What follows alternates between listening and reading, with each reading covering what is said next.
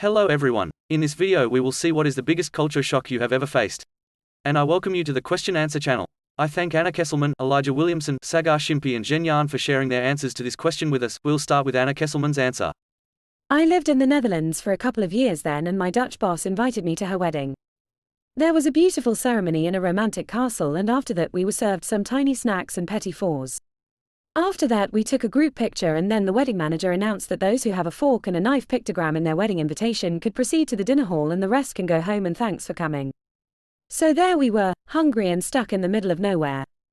Until one of our colleagues called her husband to pick us up by car and bring to the nearest train station, where we bought ourselves döner kebab. I still don't get it. Why should someone treat their guests differently? If you can't afford a wedding dinner for everyone, it's perfectly okay with me.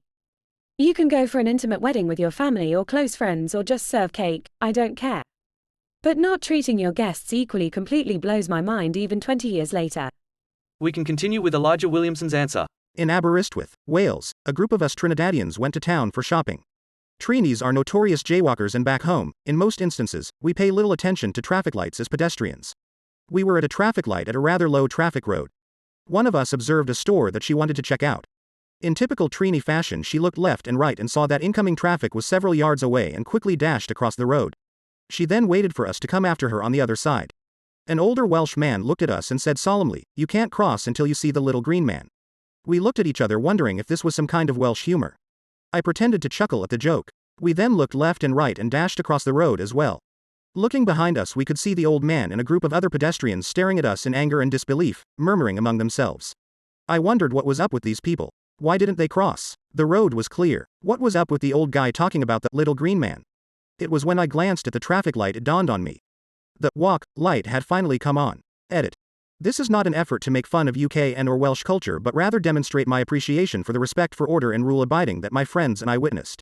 However, for all the commenters claiming that the author is lying and then saying, "I'm from the UK and we don't care about, have jaywalking rules," I visited Aberystwyth and I never saw anyone get upset over jaywalkers. Please keep your skepticism to yourself. Just because you are from the UK, 4 distinctly different countries with a combined population of 67 million, doesn't mean you can speak for the population of Aberystwyth.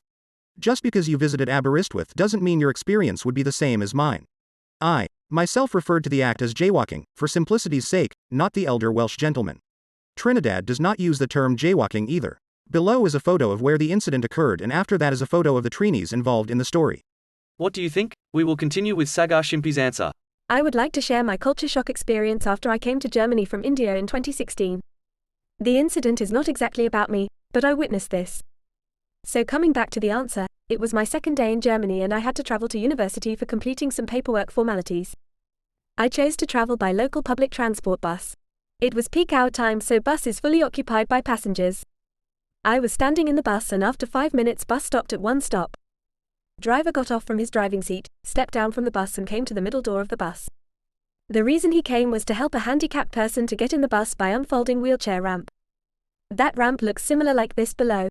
All people were there, nobody made any noise nor any angry faces.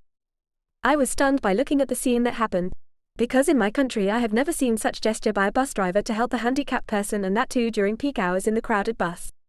The second cultural shock was just after 5 minutes, when I stepped down from the bus at my destination stop.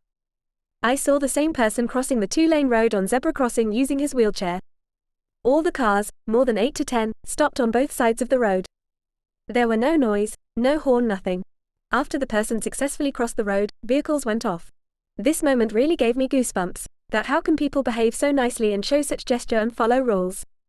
Image source, www.alamy.com. What do you think? We will continue with Jen Yan's answer. Plastic surgery in Korea. I know it sounds quite normal as so many people now are doing it. It seems like not a big deal, but allow me to explain a little bit. What shocked me is how many Korean people obsess with changing very small parts of their looks. They can always point out something they dislike about their looks, and usually it is something that wouldn't even be noticed by others. One of my coworkers decided that she wants her forehead to look a bit more round, so she spent over $5,000 to take some fat from her butt. She's skinny, but was the only place to take that fat, of course, to put on her forehead. I heard the liposuction was very painful. At first after the surgery her forehead looked swollen, and after 2 months, it looked exactly like her original forehead. I mean, what's the point of going through that much pain and the money to get a change that is not noticeable? Another current coworker did a surgery to turn the corners of her mouth up a little bit so that she would look like she was smiling. I don't know, if you want to look like you're smiling, why don't you just smile all the time? It still shocks me every time I hear something like this. And most importantly, how can people always find some new parts that they don't like about themselves? It's almost like a skill. Why don't we use that skill to find what we love about ourselves?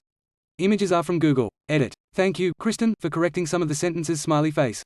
Wow, my first ever 1K. Thank you so much for the upvotes. Laughing face. The video is over. Thank you for staying until the end. You can now subscribe if you like the video more. Remember to also leave a like, it helps for the referencing on YouTube. Friends, it's now the end of this video. Remember to leave a comment to tell us if these answers are more for you. See you soon.